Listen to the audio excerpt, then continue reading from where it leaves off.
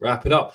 Welcome back to the Sound Important podcast, everyone. Hopefully you've been enjoying the episodes. And if you haven't, it means you've not listened to them. There's some absolute belters in the pipeline and a few more coming up. And hopefully you're enjoying the direction. I don't know, because none of you have messaged me. So if you do, please message me on Instagram. Tell me it's great. And if you want to be a guest, just tell me you want to be a guest. I'll talk to fucking anyone. I've got no friends. So on the episode today, we have Ben John, a mate of mine. Played rugby to a really good level, better than most, and doesn't do it anymore, and makes a load of content and is really good at it. And we're going to dig into the story. So, Ben, how you doing? Yes, good. Yeah, all good, mates. Yeah, thanks for having me on. Good to see you face. I'm seeing you in must be a year, is it? Maybe more. Mad how quick it's going, isn't it? But yeah, excited, man. Yeah, let's get into it straight away. So, you're the second player I've had back on the podcast who's gone through the other side of it. So I think a big part of it. We had Ed Colson on, and he's now doing some cool business stuff, but really talking about, I think, the way that the S&C space can grow as well, and is actually listening to the people that play the games. I did a post the other day actually talking about, the weights don't influence the scoreboard. Anyone who's enjoy that. It's true though, isn't it? And I say it from my profession, getting people to run fast. It doesn't actually matter, unless you can score, unless you can win games. And for anyone listening, remember the film Once Were Warriors? I haven't seen that yet. No. Too much weights, not enough speed work. About the old Maori boys fighting in New Zealand. It's an old film. Right. Okay. Yes, I've heard people talking about that. I need to watch that. Yeah. He just banged. What's his name? Richie the Muss, and he just bangs the crap out of this absolute bruiser with speed work. So, but for you as a player, let's dig into what you liked, what you didn't like about S&C coaches, S&C and playing, like that whole kit and caboodle. What was your general experience of it? To be fair, I retired 26, but the last 2 years, I actually started growing into my body. What I mean by that is that before that, I was just gangly. I was just all arms, legs, not that strong. But as I was getting towards that 25, 26, I starting to be more of a power athlete, which massively helped. I started actually looking quick because, I was never quick off 10 meters. It always used to frustrate me. I used to do 10-meter speed tests, and I was always like the last back.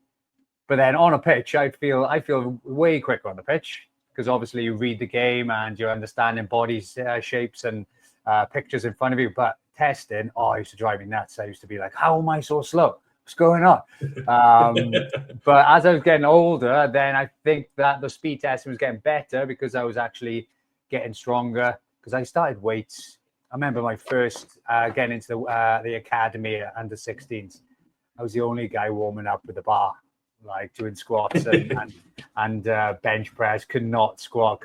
So it took me a bit of time to build into it. But I could definitely see those last 2 years of my career making a big difference and transferring over to games as well because I was looking strong, feeling good. And there's a big point you make about it, and I'll shamelessly plug my book. In my book, we talk about game IQ as well as speed IQ. And you've said there, I was the slowest in the speed testing, but I felt faster on the field. That's game IQ. You know the game.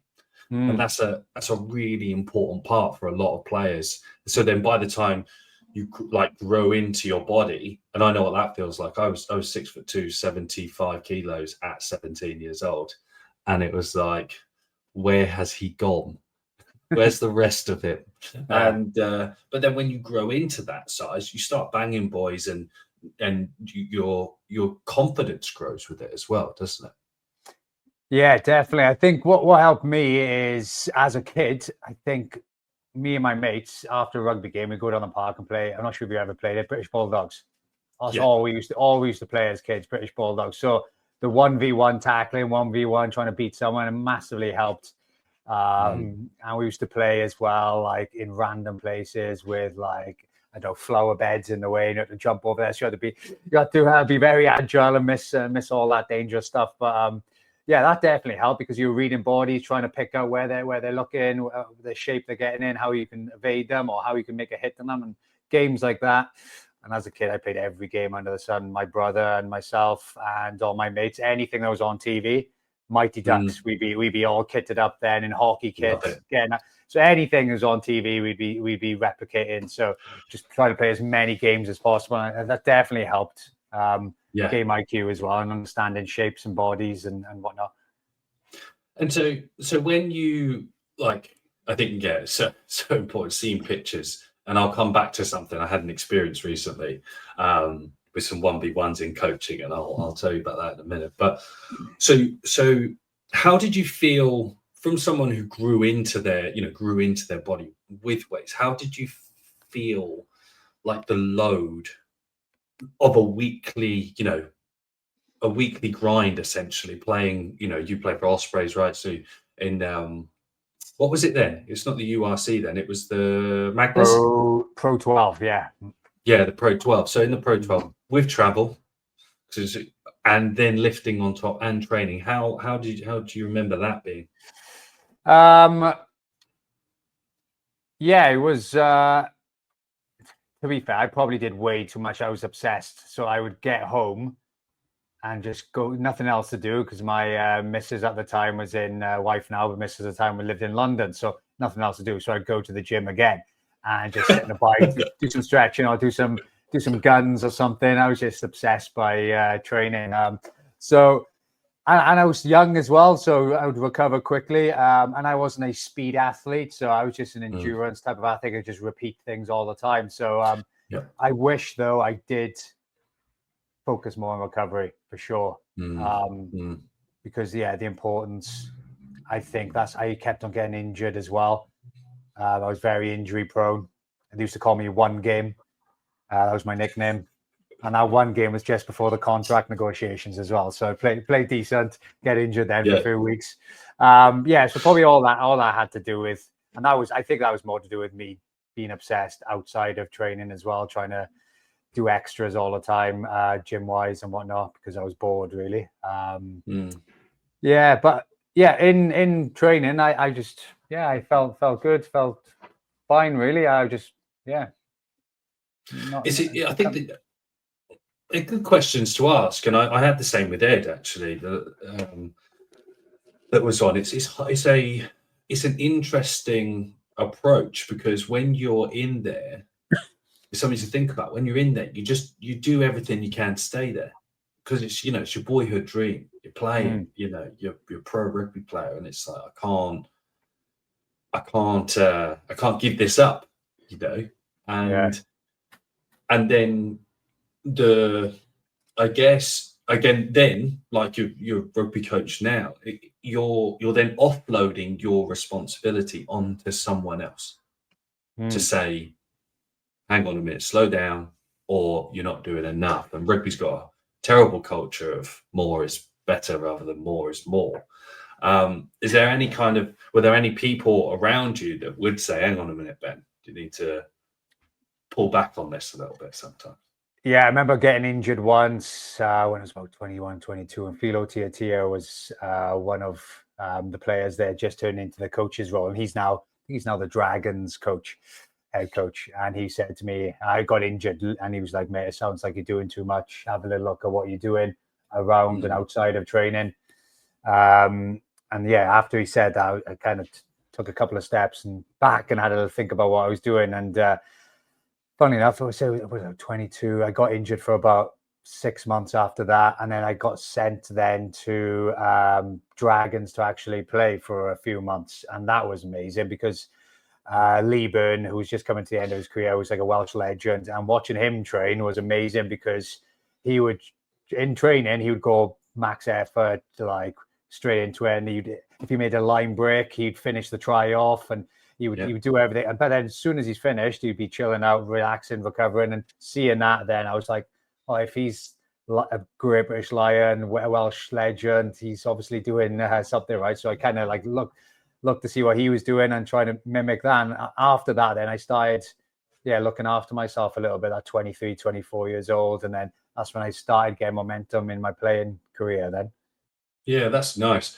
That's lovely. And I love what he was doing, finishing training tries. Jesus Christ. He made a line break and he was through. He was like, I need to practice going. It's a habit. And I was like, I like that. Yeah. Because somebody blow the whistle and be like, down or whatnot. So, yeah. Yeah. I tucked into some lad on Tuesday night for not finishing a training try. Went straight up to him. I said, what are you fucking doing? It's a habit, mate. You know, we're bottom of the fucking league because we don't score enough tries. You got to do them here. Yeah, exactly. I remember him saying, he was like, if the boys have a go at you for finishing the tries off, just have a laugh and get back in the position quick. And I was like, so I started doing it all the time then. And the boys were like, mate, what are you doing? And I was like, finishing them off, mate. Leave in. 50 tries a year, mate. That's it. Yeah, that's what they and do you know, culturally, do you know what's really interesting? In American football, from the guys that I've worked with that have been out in the NFL, you're expected to finish. Even if you get like tackled on your route or something, you get up and you run it into the end zone because it's a mindset thing. And that's very like an interesting thing. And there's something that you've said there as well about, said you're an engine guy, so you were just, you could just take volume.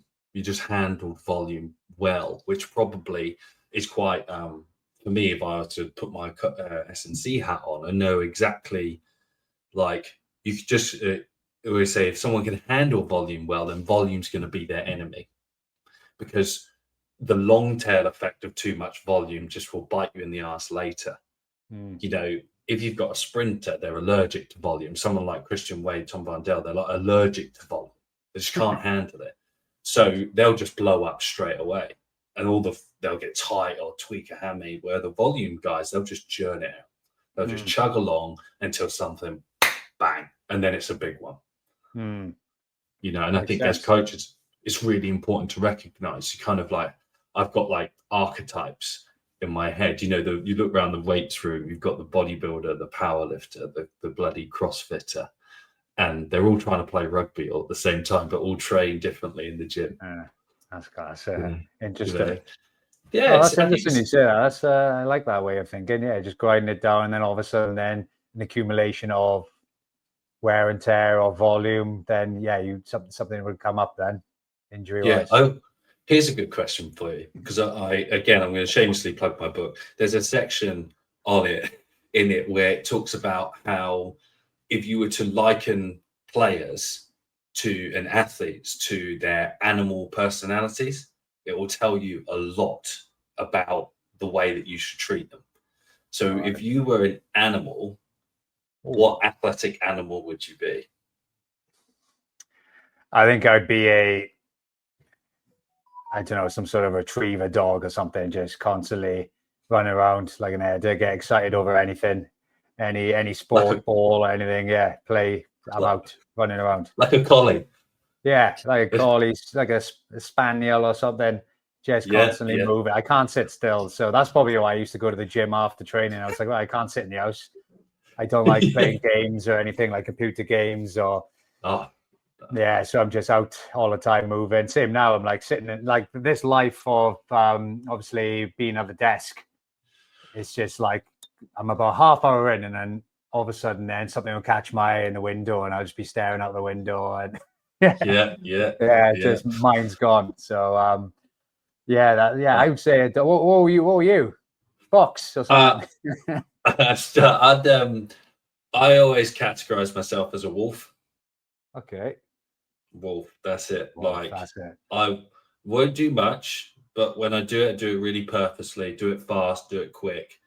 And that's me.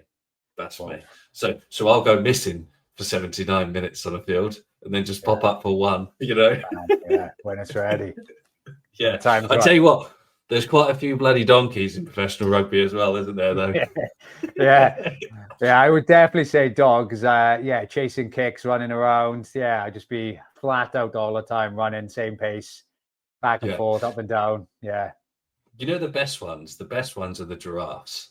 Like, like literally just these gangly lads just bounding around the field, just having a great time. Like you always, when you see a second row go through a hole on the field, they're like, leaving their head behind. Or you just see a scrum hat, like a bright red scrum hat, just floating around no the man's field. land. Yeah, I digress. But the thing, before we get into the coaching side, and obviously you had to retire, I was going to say about the pictures. I had a group the other week, and I put them through 60 1v1s. It was winner stays on 3 groups of 8. They went through about 60 1v1s, and there were only 3 completions in a square from the try line to the 22 to the 15 1v1s. And that, we talk about your upbringing and how you found space because you just were 1v1s. You were just seeing it all the time, learning to use what you had.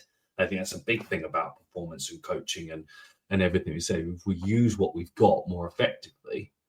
And I just thought it was really interesting. I want to jump back into that when we talk about the coaching stuff that you do and how you do that, because I know the way that you and the mission that you've set out to do is quite different to all those other bits. So if you just give the brief rundown of like how you retired and then that next chapter of how things just changed, really, because it takes a really interesting turn.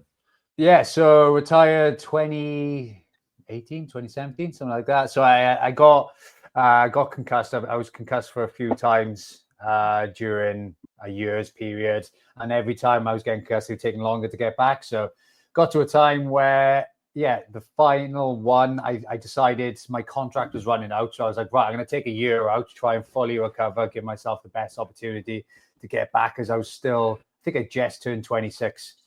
So I was like, right, take a year out. And Christy, my wife, girlfriend at the time, was up here in London.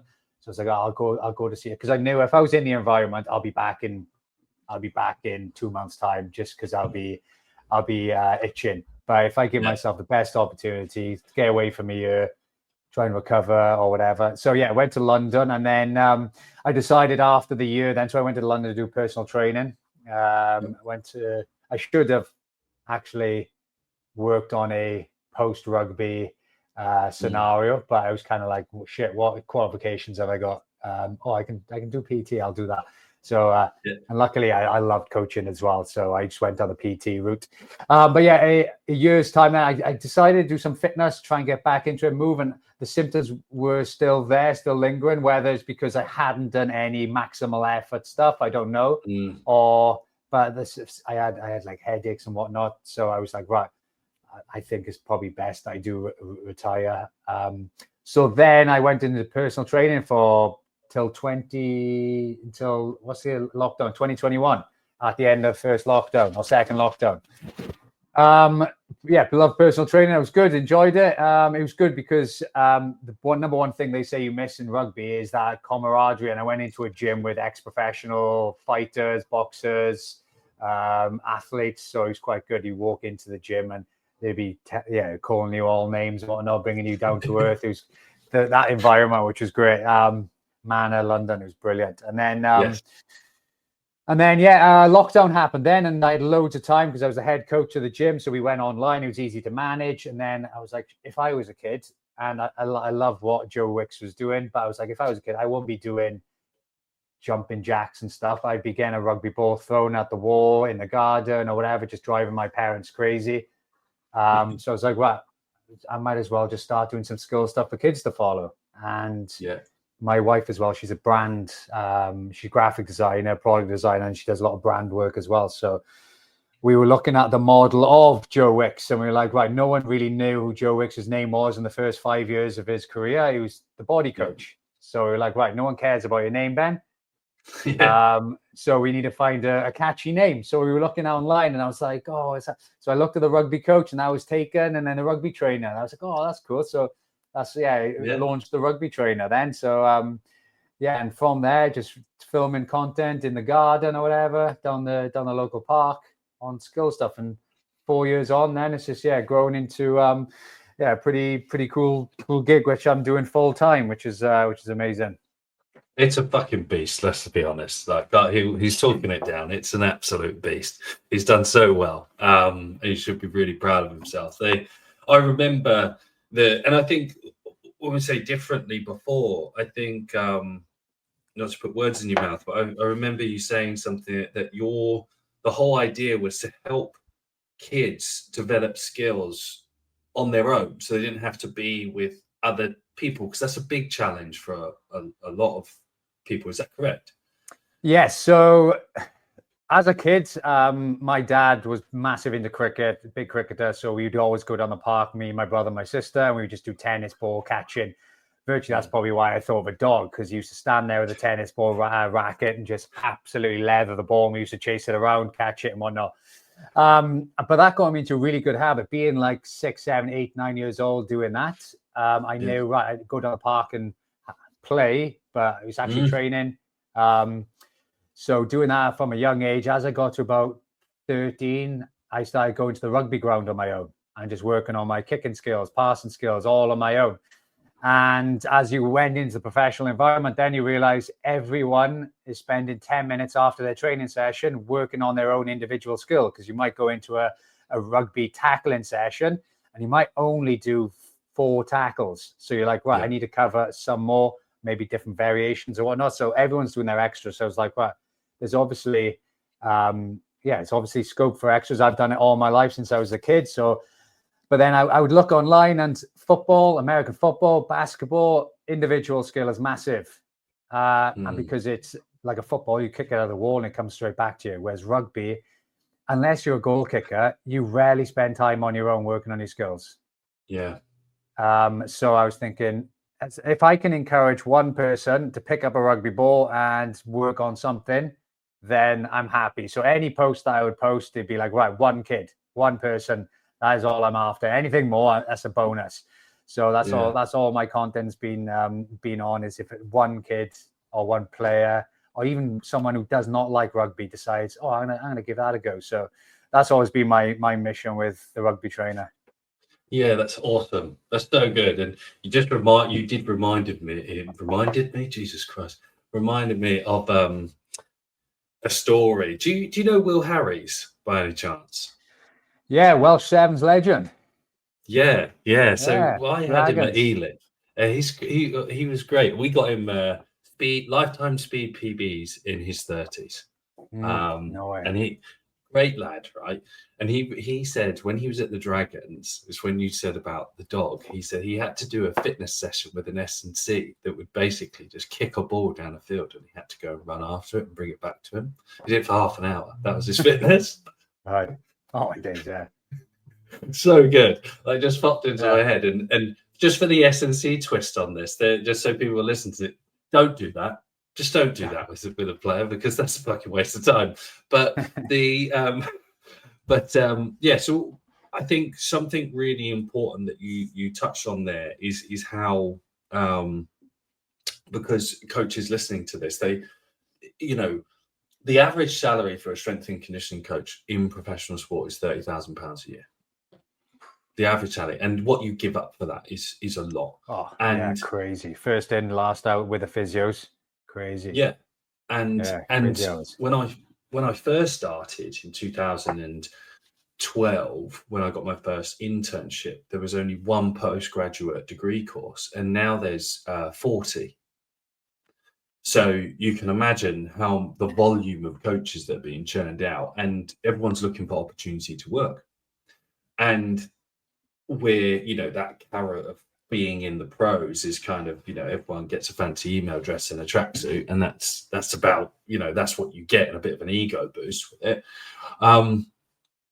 But the interesting point there is that you're pulling from your own experiences as a child more than a player, because you could have gone, well, I'm going to try and work with current pros on their skills and bits and bobs, but we both know they're already there. They're already there on that journey, Yeah, I had it was a point about a year into the Rugby Trainer, where I was doing some pros, like one-on-one, and I was also coaching kids, and it got to a point where I love coaching the pros, because it's like with the 1%ers, I love working out how to improve their skill and how they can apply onto. I love that side. It's all individual stuff that I love. But then it came a point where I was like, which direction do I go? Because I can't do both, because I really wanted to niche down in one area. And if I needed to broaden later, then so be it. But so, yeah, I made the decision to look at, because 99% of rugby is juniors or grassroots. So, and there's so much opportunity. I always take reference from football, basketball, and NFL. I look all over social media on them, because they're about 10 years ahead of us in the individual skills or individual coaching. Like NFL, they probably all got their own individual physio, S&C and whatnot. So, I was just thinking rugby is still behind professionalism that way. So I was like, right, I'll look at the grassroots stuff and try and help as much as I can and try and grow the brand that way. Yeah, it's a great decision. And as you say, like, there is that space for that 1%, but to make a sustainable business out of it, that 1% doesn't do your monthly shopping for you. It doesn't, from that realistic side. For me, part like coming out of when I got fired at Ealing in 2018, I was so lucky that in the January, Alex Gray turns up at my house and puts me on basically a full-time salary for the next 2 and a bit years, so I could build on everything else. And that was so lucky. And I've talked about how those things end up taking a few people to court that I tried to build business with. But you're so right. It's what I love about what you do, is seeing that opportunity that you can solve the problems that show up at senior level 10 years before. Yeah. And one thing I've figured out about myself quite early on, form finishing rugby, is I'm very good at following structure. So when a structure is in front of me, I can execute. I'm very good at executing, but I find it really hard to build my own personal structure. I need someone to help me. And that's where I hired Alex from early on. I was like, right, every Monday, Al, we're going to work out what I need to do this week, and I'll just execute it. So every Monday we would meet and we would set goals and everything. And he's been a massive help. He's still with me to the day, 4 years on. Fair play for him lasting that long with me. But something like that has been a massive help. Is I execute. I do very well. It's just I'm not great at planning. You can ask my wife that. So that's been a massive help with that. And that's just trying to understand yourself and be very reflective on what you're good at and what your weaknesses are, and trying to hire someone or bring someone in or get some help or find YouTube's been awesome as well. How good YouTube is for editing, filming, all of that's just come from YouTube as well. That's been a massive help. And for those listening, Alex, he refers to as Alex Priest, who was on an episode a couple weeks back. I actually don't know which one it was because I don't number them, because like Ben, I can't keep up with that shit. Like, it's there. Go look for it. But what you have said there is something really important about, seeking out different areas, like finding expertise in different walks of life, different areas, and also taking a risk and taking a chance on different things. I think, if I'm right, how you and Alex met is that you had an initial service trade, wasn't it? So I was the coach, and he came in, and his missus came to the gym, and I put him through their paces. And fair play, Anna was a beast, but he was a bit of a melt on the assault bike. And I was like, mate, what's going on? I caught up with him after, and from there, when I did go on my own from the gym, I remembered him, and I had a chat with him, dropped him a message, be like, oh mate, can you help me out?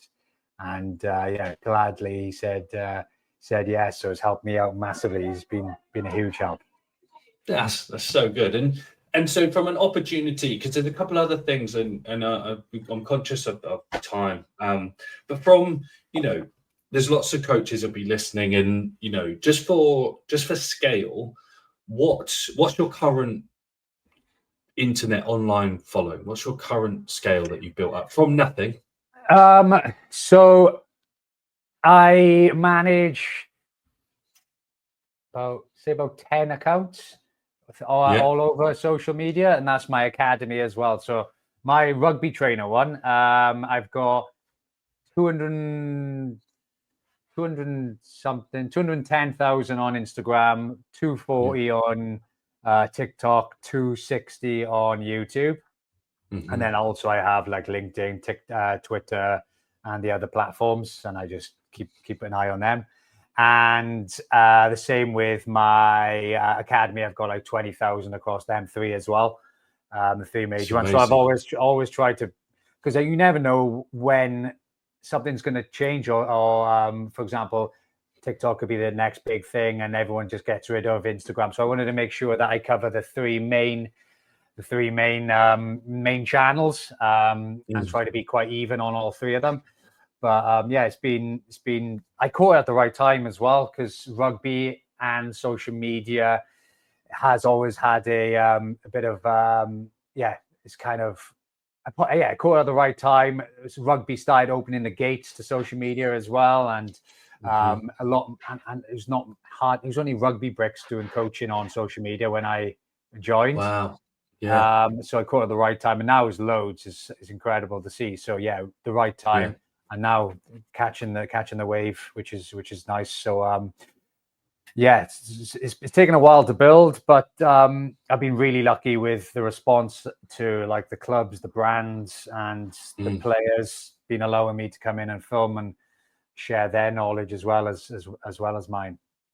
And so people, I think, mate, I love it. I absolutely love what you do. I'm actually going to practice the Carter kick when I go to training tonight. I didn't get to do it the other night, so I'm going to start banging it. I've got to make myself useful again on the field. So yeah, that's the thing. Is as an adult, as you get older, still like that play is a massive difference. Like a massive benefit to having a stressful day at work. Go down, kick a ball around, have a little 10 minutes to yourself.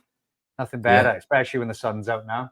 Lovely. Oh, beauty. Polish off the rapid boots and have a go. And so there's going to be coaches listen to this going, he manages fucking how many accounts? And they're going to go, well, I just need one, and I need to turn it into a bit of money, because that's the goal, isn't it? Like primary goal. If you service your higher purpose, if you service that big mission with great value and human connection, then you will be able to monetize it. And I think that you've done that incredibly well. But how, like, if you were to say we got a fag packet, quick conversation to give, an S&C coach's advice to making content, for example, just putting stuff online, with a preface that lots of S&C coaches think they need to be really academic. They need to sound smart. So you tell us what to do. Tell them what to do, Ben. Yeah. So I'll go through a couple of things that massively helped me. Firstly is the classic KISS, keep it simple, stupid. Like as an ex-athlete, if I ask a coach, mate, can you send me a few drills to get me faster? If they started sending me back all this jargon, scientific stuff, I'd be like, I don't care. Just tell me in a basic form what I need to do. And the best way, anyone who asks me about how to produce simple content is, imagine you're speaking to a 5-year-old. Like, you've got to explain this to a 5-year-old, keep it simple, and make sure it's no more than, obviously, the classic 3 things. Make sure it's no more than 3 things. But how I don't give my posts, I try to keep it to just one thing, mostly. One thing, because that one thing, for example, if you were talking about the acceleration, I don't know, first couple of steps in the acceleration, that piece of content, you could make 3, 4, 5 different versions. You could make a visual version. You could make an audio. You could make something where you break the tips down. So there's loads of different ways how you can just get that one message across, and that could be 5 different videos. And also, every content that I produce, I try to make sure it hits 3 categories. So it's entertaining, firstly, because otherwise no one will watch it. So even if you're putting something educational, it needs to be a little bit entertaining. has to have my personality in it as well, because that's the difference between me and someone else. So entertaining, educational, and it has to be inspiring. It has to make you want to put your boots on and get down the park and give it a go. So any post that I do, them three things, they have to be in there. If they're not, if I post and then after a couple of days, I'm like, actually, no, that's not the right. I'll just get rid of it and just delete it. And usually I was speaking to Alex the other day, and we're both totally different. So I do to learn. So I just do things, like I'll do whatever, and if I think it's right, I'll do it and I'll learn afterwards. Alex likes to take a little bit more time, do a bit more research, and then do. So that's why we work well together. Sometimes he slows me down and we have a chat about things, whereas I'm just itching to do. I just want to do it, see what happens, and go from there. So that tandem works well with that. And another thing is the educational stuff, the ones that you want to share the message, they're not going to get many views because they're educational, and they're not going to draw the audience in. So make sure if you are doing educational stuff, you need to get the views. So that's why sometimes I do some ridiculous skill that has nothing to do with making you a better rugby player, but it's a fun thing to do. Yeah. So, and then people come to my page, then they're like, oh, I'll have a look at this guy. He's got quite good skills, or he's done something a bit like different. And I click, and then boom, all the educational stuff will be there as they flick through. So you've got to try and invite them in by doing something that is, I don't know, like, whoa, like that wow moment, but that's not clickbait. You don't, I don't like going down the negative route. I just like to make something fun, fast, about high energy. And then as they come in, then they know exactly they're going to get better then by following a few of my educational videos, which don't do as well. That's so good. That's awesome. That's gold for people, because what you've done is just, hopefully if people even rewind that back and just literally write down what Ben has just said and go and execute. It's something, I even hired Alex as well. He helped me with that load. We had the account rocking and then someone hacked into it and I lost it. I respect the hustle. He was selling bumpers for Dodge cars and he made $1,000 in a day. So no way. Yeah, he did. He cleaned up, mate. Cleaned up. What was his secret? He tried to spend £6,000 of my money in a day. That's what he put the ad spend all the way up. Yeah, but I got all the money back, so it was all good. But so it's huge, and you touch on some things that stick with me. Any S&C coach will know if I say that there are some negative Nancys and pariahs of the S&C space that just fucking try and shit on people to get attention, and that's really damaging for your brand. And it really removes trust, and people live off it. Like I got caught in a crossfire. I was like, oh my god, this is really bad. This is really hurts my persona, because you live and die by the smile on your face, as it were. And so I love that you just said that. And there was something that I wanted to ask. Oh, exactly. I mean, it's gone in all different directions. I'm really conscious of the time, but just from posting for that one person, that one key in mind, what doors has that opened for you? What has that created for you? As in posting on social media? Yeah, so from building the Rugby Trainer, and I want to go right back, because I think I love the playfulness and the vulnerability and the honesty within it, because it's basically, I think you said it at the beginning, it's like you're creating the content that if your dad had seen it, he would have played it, he would have done it with you in the park. You're all the way back to 6, 7, 8-year-old Ben there, and just living it fast forward. So just from entertaining that experience, what has that allowed you to do with the Rugby Trainer? Good question. So with the I decided then to build. It got to a point where the Rugby Trainer I was doing coaching stuff, but then I was doing brand stuff, and so I got to a direction where I was like, right, I'm going to split this into two, and have my academy, which is all about coaching, and the Rugby Trainer, which is all about getting you to.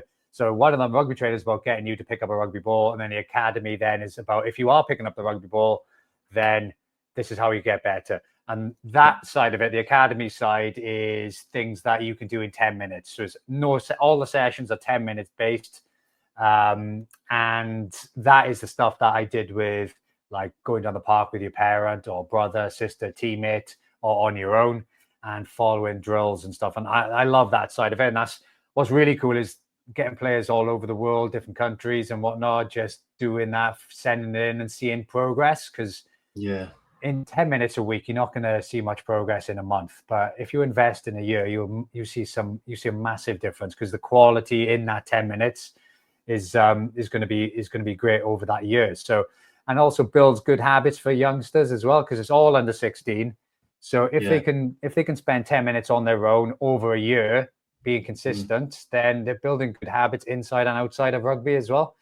And then the rugby trainer stuff, then the opportunities that's opened up has been incredible. I've got to work with some of the best players, male, female, in the world. 1 week I could be working with, like, Marcus Smith, doing some, like, skill content with him, and the next week then I'm down Llandaff RFC with a kid who's just starting off rugby. So both of them I get really excited plus nervous for, because it's so weird in front of a camera, because it's just me and a camera. I'm fine, but then as soon as because I'm not used to people being there, I've started now to I've hired a public speaking coach to help me with that side of it, because I do get nervous with as soon as one person's the other side of the camera. I'm like, oh shit. So but yeah, it's all a learning curve. I'm trying to continue learning whatever that is. Doesn't have to be rugby skills, but everything, education, as in public speaking, I'm doing now. I'm trying to pick up my Welsh again. I went to a Welsh school, so I just want to revisit that, making sure if any, well, nothing's come up yet, but if any Welsh opportunities did come up in Cymraeg, then I'll be confident to deliver those sessions. Yeah. So just trying to do a little bit. It's important that, you know, it's incredibly important to have that. And, you know, for the listeners, they, you know, from what, you know, you've done there, you've been able to create a full-time business, a thriving business, a growing business, and that one that if you wrote down on paper when you first started, you probably would be like, that's not happening. But just by executing, being a good dog, as it were. Yeah, just doing and learning. That's the thing, is, like, in the world of rugby, because you're so worried about what your teammates think of you, if you did something, the first thing your teammates would be like is call you right out. So you have to drop your ego with anything social media and just think about, right, I need to help that one person. That was my motto anyway, help one person. So as long as I had the right attitude, the right mindset, and I was delivering the right message, then the more I was doing, the more I was forgetting about what I think my mates would call me or whatever. So that side is hard to start with, but once you leave that at the door, you'll be so much better for it. And another thing that helps me, obviously S&C world's different because it's a lot of data and whatnot, whereas skill stuff it's hard to measure it via data. So I always say that this is how I like to do this execution and skill. And then if anyone comments saying, no, that's not how my coach does it, I'd be like, there's millions of other ways. Give it a go. Try it out and see how it helps you. So I'm just trying to give them a different opportunity to try things. And that's why what's helped me as well is go into these pro players and being like, right, I'm not going to tell you what to do. I want you to share how you pass the ball, because that might resonate with someone else, a different voice, different message. So I'm trying to share other people. So I go to other coaches as well and share their message, and you're using each other then, because at the end of the day, if you're online, that means the whole world can see you. So there's enough people in the whole world to get customers. So using one another, like, for example, if I was an S&C coach and you were just using each other, bouncing ideas off one another, filming content or whatever. So it's going to benefit both. It's so good. It's like your what you said there about, S&C and data. There's so much artistry in coaching, which S&C should fall into, because it's the movement, it's the play. You know, I'm actually working on a piece of content, build raptors, not robots, because I found a really good video of someone dressed a robot up as like LeBron James trying to pass shoot a 3-pointer. Doesn't work. But that side of things is so exciting to be able to step into and explore. And it's like with a skills coach being evaluated by a performance analyst all the time. It doesn't work that way, and it's everyone has their own experience and what drives them. I think that's so bloody useful, and the way you put that across is wonderful. And I'm really, I'm really glad that you brought up the continuing, learning, going to see a public speaker, because lots of S&C coaches struggle with those sorts of things. Lots of people struggle with those things, and always being able to like reach out to help, for help. Big shift, and I'll be honest with you as well, big shift with this podcast is to bring people on that I know, but also that I admire, that I've spent time with. I look up to the things that you do, to have this conversation to help other people, because I'm 37. I'm at the next part of my career and my journey, and the best way to do it is to diversify and bring in, with 2025, it's not 1999 anymore, and there's one S&C coach per team. There's a whole world that can benefit. So I think it's so valuable and so important. Yeah, I was. Funnily enough, I had a coach, Dan Richards. He is Daniel Richards. He is a front row specialist, a hooker coach, and he was very big on hand position, on obviously a hooker throw. And I was watching him do exactly like the action, which was like pinch and roll. And I was looking at how deliberate and how much detail he puts into the fingers, and I was like, shit, why have I never thought about that in passing and the relationship between your fingers and hands? Because to transfer energy through. So even like that little thing, it just made me think about exactly what I was doing with my hands and how I can coach that element as well, because I do it automatically, but I've never really thought about how much detail I can go into it, and how much I did a YouTube video then about 2 weeks ago, put it online, and within like a few weeks, 2 weeks, it's got almost 70,000 views, which is really good for an educational video on just literally using your fingers. And what's really good about that is players are messaging me saying, oh my God, how much that's made a big difference just by focusing on that little thing. And another thing, when we were going back to the detail, last one, is that's okay. One thing I realized is, because you know so much as an S&C coach, or whoever's listening knows so much, you overlook the simplest thing that could help someone so much. Like, that's why I say keep it simple. Imagine you're speaking to a 5-year-old, is because one thing that you might overlook as second nature, or you just do it anyway, that could be something so massively beneficial for a youngster or a grassroots or an amateur player. It's just thinking simplest thing possible, and then that is one piece of content, and then you can add a little block onto that then, and just so the more you break it down, the more content you've got. Yeah, that's awesome. That's so good. So if lads and ladies want to find you, I'm pretty sure it's the Rugby Trainer everywhere. Yeah, Rugby Trainer everywhere. Yeah. Another good tip. YouTube. Yeah. Find a brand name. Yeah, keep it consistent. What's yours? That's it. Portland. Yeah, the Sam Portland. That's it. Sam Portland. The Sam Portland, and that's Speed by Portland. You know it. That's the one. So you got me fast, mate. There we go. You got me fast. I remember I messaged you for an agility program because I played tag rugby or touch rugby. I remember messaging you, mate. I was sharp. I was carving it up. That's how we first met. You came down to a speed session in Acton, didn't you? Yeah, and then after I messaged and you give me an agility program, and I was like, this is it. This is my summer. Yeah, that's it. Good stuff. Well, thanks for having me. Thanks for coming on. No, really thanks for having me, mate. Yeah, I'm going to stop the recording and then we'll chat in a minute. But for everyone else listening, just get on with it. get on with it. Take some advice from an awesome bloke and just get on with it and step into that next space that you've been waiting to be in. So for now, I will see you on the next time. And thanks for joining us today.